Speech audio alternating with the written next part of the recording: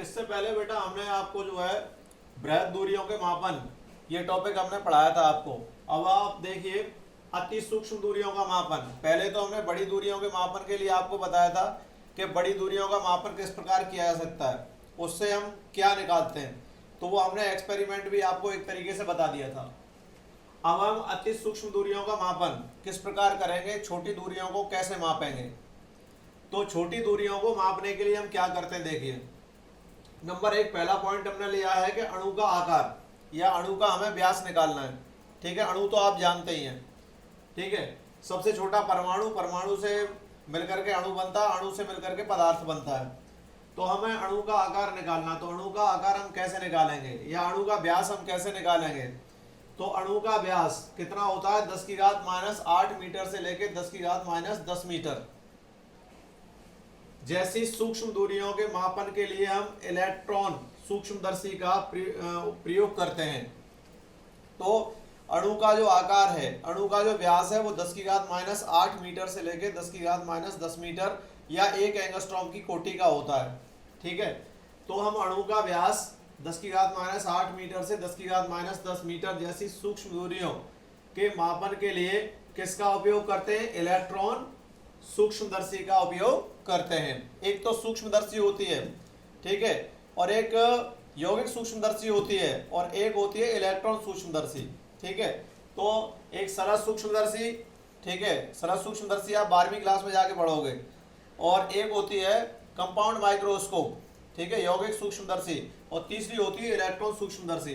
तो इलेक्ट्रॉन सूक्ष्मदर्शी के द्वारा बहुत सी छोटी जो वस्तुएं हैं उनके आकार या व्यास का मापन किया जाता है।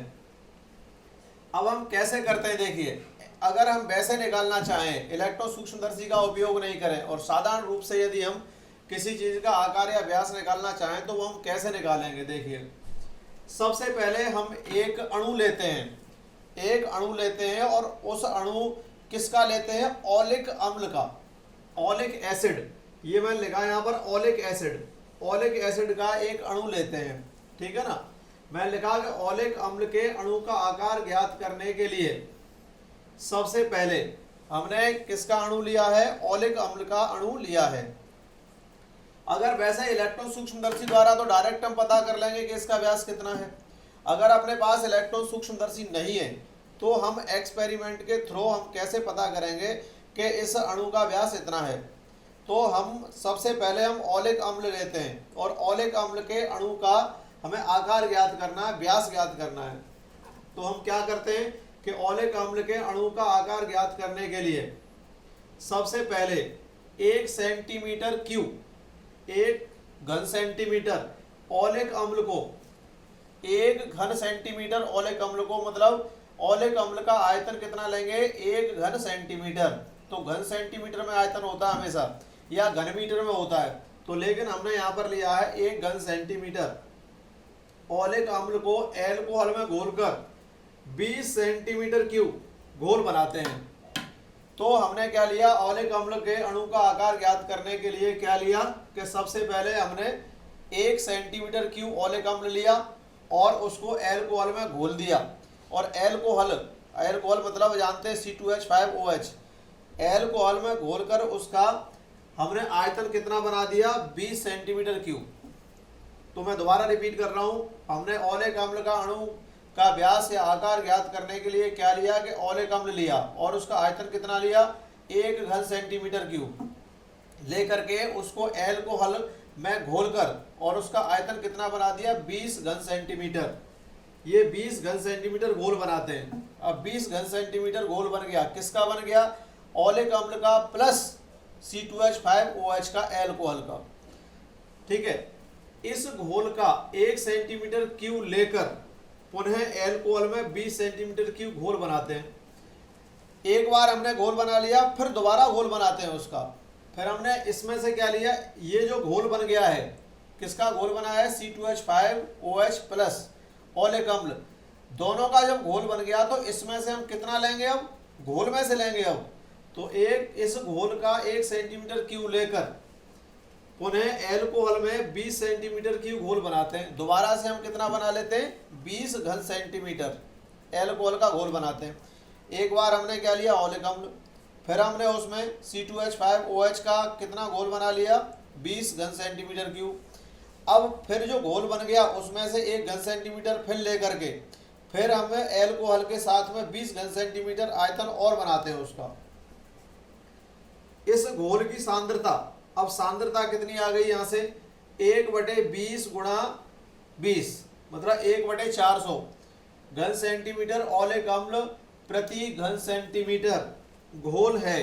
कितना सांद्रता बनी इसकी, घोल की सांद्रता 1/20, क्योंकि एक बार 20 आ गया फिर दोबारा 20 आ गया तो दोनों का गुणा कर दिया, तो सांद्रता 1/20 गुणा 20 सेंटीमीटर क्यूब ओलिक अम्ल प्रति घन सेंटीमीटर घोल है। इतना घोल बन गया, इसकी घोल की सांद्रता इतनी हो गई। अब ये सांद्रता बन गई इसकी घोल की, ठीक है। अब हम क्या करते हैं, अब एक बड़े पात्र में पानी लेकर, एक बड़ा पात्र लिया और उसमें पानी लिया, उसके ऊपर लाइकोपोडियम पाउडर छिड़क कर, पानी ले लिया और उसके ऊपर क्या डाल दिया हमने, लाइकोपोडियम पाउडर छिड़क कर ओलिक अम्ल के बनाए गए घोल की एक बूंद इसके ऊपर रखते हैं। जो ये घोल बन गया जिसकी सांद्रता 1/400 घन सेंटीमीटर क्यूब ओलिक अम्ल प्रति घन सेंटीमीटर जो बन गई है, तो क्या करेंगे, एक पात्र लेंगे, उसमें पानी करेंगे, पानी के ऊपर लाइकोपोडियम डालेंगे पाउडर, और लाइकोपोडियम पाउडर डाल करके जो घोल बन गया है उसमें से एक बूंद लाइकोपोडियम के पाउडर की परत के ऊपर डाल देंगे, ठीक है। तो अब एक बड़े पात्र में पानी लेकर उसके ऊपर लाइकोपोडियम पाउडर छिड़क कर ओलिक अम्ल के बनाए गए घोल की एक बूंद इसके ऊपर रखते हैं। ये लिखा है मैंने, ओलिक अम्ल की यह बूंद जल के पृष्ठ पर अणु मोटाई की फिल्म के रूप में फैल जाती है। तो अणु जो है ना उसकी मोटाई के रूप में लाइकोपोडियम के ऊपर ये जो हमने सॉल्यूशन डाला है उसके अणु की जो पतली फिल्म फैल जाती है, ठीक है। तो लिखा है हमने, ओलिक अम्ल की यह बूंद जल के पृष्ठ पर अणु मोटाई की फिल्म के रूप में फैल जाती है। अब ब्रैकेट में लिखा है एल्कोहल वाष्पित हो जाता है। जो उसमें से एल्कोहल था ना, जो अणु में एल्कोहल था वो तो क्या हो गया, वाष्पित हो गया, वाष्पन हो गया, उसका उड़ गया वो एल्कोहल, ठीक है। इस प्रकार बनी फिल्म का व्यास ज्ञात कर क्षेत्रफल कैपिटल A ज्ञात करते हैं। अब जो फिल्म बनी है उसका हम क्षेत्रफल निकालते हैं, ठीक है। तो इस प्रकार हम अणु का व्यास निकाल लेते हैं, ठीक है। तो हमने सबसे पहले क्या किया कि हमने ओलिक एसिड लिया, ओलिक एसिड लेकर के 1 घन सेंटीमीटर ओलिक एसिड लिया, फिर उसमें 20 घन सेंटीमीटर एल्कोहल के साथ में घोल बना लिया। फिर जो घोल बन गया उसकी एक बूंद 1 घन सेंटीमीटर लेकर के फिर हमने 20 घन सेंटीमीटर और बना लिया, ठीक है, घोल बना लिया। फिर उसकी सांद्रता निकाली तो 1/400 सेंटीमीटर क्यूब ओलिक अम्ल प्रति घन सेंटीमीटर ये घोल बन गया। अब हमने क्या लिया, एक पात्र में पानी लिया, उसके ऊपर लाइकोपोडियम पाउडर डाल दिया। अब जो घोल बन गया था उसकी एक बूंद उसके ऊपर डाल दी, और एक बूंद जब डाल दी तो लाइकोपोडियम पाउडर के ऊपर जो बूंद है वो पूरी तरीके से फैल जाएगी और पतली फिल्म बना लेगी। अब क्या हुआ कि उसमें जो अणु में जो पतली फिल्म बन गई थी उसमें क्या हुआ कि एल्कोहल जो वाष्पित हो जाता है और वाष्पित होकर के एक फिल्म बन जाती है, उस फिल्म का हम क्षेत्रफल ज्ञात कर लेते हैं। तो अब देखिए आगे, माना एक बूंद का आयतन V घन centimetre, V means volume, volume means आयतन, वॉल्यूम की अंग्रेजी VOLUME होता है, तो इसमें हम V लेते हैं, इसमें वॉल्यूम है V घन सेंटीमीटर। अब बूंद हमारी कितनी है, एक बूंद तो है नहीं, ये तो एक बूंद का ले लिया हमने V घन सेंटीमीटर, और n बूंदों की बात कर रहे हैं हम, तो n बूंदों का आयतन कितना हो जाएगा, n से गुणा कर दो, NV घन सेंटीमीटर, ठीक है। इस घोल में ओलिक अम्ल का आयतन, ओलिक अम्ल का आयतन ये सांद्रता से गुणा कर दीजिए इसमें, तो ये हो गया NV हो गया गुणा 1/20 × 20 घन सेंटीमीटर।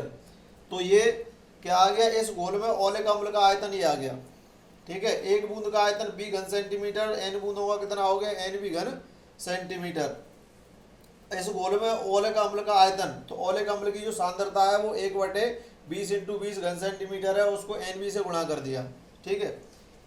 अब फिल्म की मोटाई निकालें, तो फिल्म की मोटाई का सूत्र यह है, देखिए फिल्म की मोटाई हमने T मान ली है, या अणु का हमने आकार मान लिया है, क्योंकि फिल्म की जो मोटाई है वही अणु का आकार है। तो यहाँ से T बराबर फिल्म का आयतन बटे फिल्म का क्षेत्रफल। आयतन कितना है, एन वी, ठीक है ना। ये देखो N V into 1/20 into 20, N V 20 into 20, और इसका क्षेत्रफल कितना, ए से हमने इसमें नीचे गुणा कर दिया। तो इसका ये क्या आ गया, फिल्म की मोटाई आ गई, या ये जो आया है ये अणु का क्या आ गया, व्यास या आकार आ गया। तो अणु का आकार भी कह सकते हैं, या फिल्म की मोटाई कह सकते हैं, या अणु का व्यास भी कह सकते हैं। तो इस प्रकार अणु का व्यास ज्ञात कर लेते हैं। तो विदाउट इलेक्ट्रॉनिक माइक्रोस्कोप, इलेक्ट्रॉनिक सूक्ष्मदर्शी के बिना हम इस प्रयोग से हम किसी अणु का आकार या व्यास ज्ञात कर लेते हैं, ठीक है ना। ये एक पॉइंट हो गया। अभी मैं दूसरा पॉइंट और आपको बताऊंगा।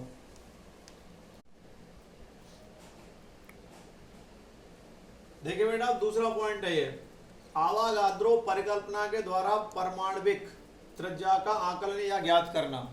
ठीक है, आवागाद्रो जो परिकल्पना है उसको आप केमिस्ट्री में पढ़ेंगे जाकर के, ठीक है ना। तो आवागाद्रो परिकल्पना वैसे 11वीं में एक चैप्टर है लास्ट में, उसमें भी पढ़ेंगे आप। तो आवागाद्रो परिकल्पना के द्वारा परमाणविक त्रिज्या का आकलन ज्ञात करना, मतलब आवागाद्रो की परिकल्पना के द्वारा हम परमाणविक त्रिज्या, परमाणु की जो त्रिज्या है उसको कैसे ज्ञात करेंगे, ठीक है। तो इसके लिए हमने एक सूत्र यहाँ निकाल दिया है, तो उसके अब आधार पर हम किसी भी परमाणु की त्रिज्या ज्ञात करेंगे। तो देखिए क्या होता है। सबसे पहले हमने क्या लिखा कि माना कि किसी पदार्थ का आणविक द्रव्यमान कैपिटल एम, आणविक द्रव्यमान कैपिटल एम ग्राम है। अणु का द्रव्यमान लिया हमने, आणविक द्रव्यमान, ठीक है। ये देखिए, माना किसी पदार्थ का आणविक द्रव्यमान कैपिटल एम ग्राम में ले लिया हमने, तथा उसमें उपस्थित अणुओं की संख्या कैपिटल एन है, ठीक है। आणविक द्रव्यमान कितना ले लिया हमने, कैपिटल एम। पूरे अणुओं का जो द्रव्यमान ले लिया वो हमने कैपिटल एम ले लिया, और उसमें कितने अणु उपस्थित हैं, कैपिटल एन अणु उपस्थित हैं। माना किसी पदार्थ का आणविक द्रव्यमान कैपिटल एम ग्राम तथा उसमें उपस्थित अणुओं की संख्या कैपिटल एन है, ठीक है। तो किसी पदार्थ में जो अणु है उनका सभी का द्रव्यमान कितना ले लिया हमने, कैपिटल एम ग्राम, और उसमें उपस्थित अणुओं की जो संख्या वो कितनी है, कैपिटल एन है। चूंकि 1 ग्राम पदार्थ में परमाणुओं की संख्या, अब 1 ग्राम पदार्थ में ले रहे हैं, अब हम परमाणुओं की संख्या ले रहे हैं, तो n बटे कैपिटल एम, क्योंकि n संख्या है उसकी और आणविक द्रव्यमान कितना है, कैपिटल एम है, तो बटे में आएगा ये। तो हमने लिखा 1 ग्राम पदार्थ में परमाणुओं की संख्या बराबर n बटे कैपिटल एम, ये बनती है, ठीक है। यदि पदार्थ का द्रव्यमान स्मॉल एम हो, अब पदार्थ का द्रव्यमान ले लिया, आणविक द्रव्यमान तो कैपिटल एम ले रखा है और पदार्थ का द्रव्यमान स्मॉल एम ले रखा है। यदि पदार्थ का द्रव्यमान स्मॉल एम हो तो एम ग्राम पदार्थ में परमाणुओं की संख्या, अब एम ग्राम में ले रहे हैं हम क्योंकि पदार्थ का द्रव्यमान कितना है, स्मॉल एम, तो एम ग्राम पदार्थ में परमाणुओं की संख्या बराबर स्मॉल एम, ब्रैकेट में ये ऊपर का गुणा कर दो एन अपॉन कैपिटल एम, तो ये बना एम ग्राम पदार्थ में परमाणुओं की संख्या बराबर स्मॉल एम, ब्रैकेट में कैपिटल एन बटे कैपिटल एम, ठीक है।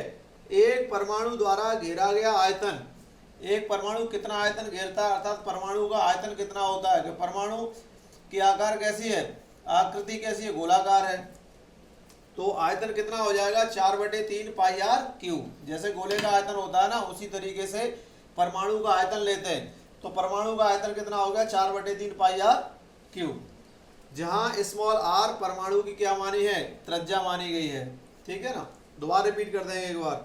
पदार्थ के सभी परमाणुओं द्वारा घेरा गया आयतन, अब परमाणु जितने भी परमाणु हैं वो कितना आयतन घेरेंगे, ये तो देखिए किसका है, एम ग्राम, जो परमाणुओं की संख्या तो ये रही, और एक के द्वारा तो इतना घेरा गया, तो इतने के द्वारा कितना घेरा जाएगा, तो ये इसका गुणा इससे कर दीजिए आप। तो पदार्थ के सभी परमाणुओं द्वारा घेरा गया आयतन बराबर स्मॉल एम ब्रैकेट में कैपिटल एन बटे कैपिटल एम गुणा 4/3 पाई आर क्यूब, ये पूरा जो है सभी परमाणुओं द्वारा घेरा गया आयतन आएगा, ठीक है। परमाणु पदार्थ का 2/3 आयतन घेरते हैं, कितना आयतन घेरते हैं, 2/3, अतः एम, ये पूरा की पूरी संख्या मैंने लिख दी यहाँ से, देखिए ये पूरी की पूरी संख्या लिख दी, स्मॉल एम ब्रैकेट में कैपिटल एन बटे कैपिटल एम गुणा 4/3 पाई आर क्यू बराबर 2/3 वी, ये हो गया, ठीक है ना। अब यहाँ से हमें स्मॉल आर का मान निकालना है, तो बाकी ये वाली जो पूरी संख्या है आर क्यू को तो यहाँ छोड़ दिया, बाकी ये पूरी संख्या इसके नीचे चली जाएगी और काट पीट के जो मान आएगा वो आर की घात 3 बराबर आयतन वी गुणा कैपिटल एम बटे 2 pi capital N small M, ये आएगा V M upon 2 pi N M, इतना आएगा। अब इसका हम घनमूल लेंगे, तो घनमूल लेंगे तो घात 3 उठ करके उधर पहुंच जाएगी, तो 1 में पहुंच जाएगी वो, तो स्मॉल आर बराबर B M upon 2 pi N M की घात कितनी हो जाएगी 1/3। तो ये पूरा पूरा सूत्र बना, स्मॉल आर बराबर B M upon 2 pi N M की घात 1/3। इस सूत्र से परमाणु की त्रिज्या ज्ञात कर सकते हैं। ये जो सूत्र है वो परमाणु की त्रिज्या ज्ञात करने के लिए होता है। तो दोबारा मैं एक बार रिपीट कर देता हूँ। माना किसी पदार्थ का आणविक द्रव्यमान कैपिटल एम ग्राम तथा उसमें उपस्थित अणुओं की संख्या कैपिटल एन है। 1 ग्राम पदार्थ में परमाणुओं की संख्या कितनी हो जाएगी कैपिटल एन बटे कैपिटल एम।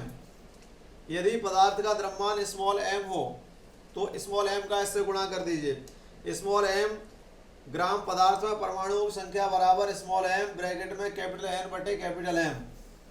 एक परमाणु द्वारा घेरा गया आयतन कितना होता है, क्योंकि 4/3 पाई आर क्यू, ठीक है, जहाँ स्मॉल आर परमाणु की त्रिज्या। पदार्थ के सभी परमाणुओं द्वारा घेरा गया आयतन कितना हो जाएगा, इन दोनों का गुणा कर दीजिए आपस में, तो स्मॉल एम ब्रैकेट में एन बटे एम गुणा 4/3 पाई आर क्यू, ये बन जाएगा।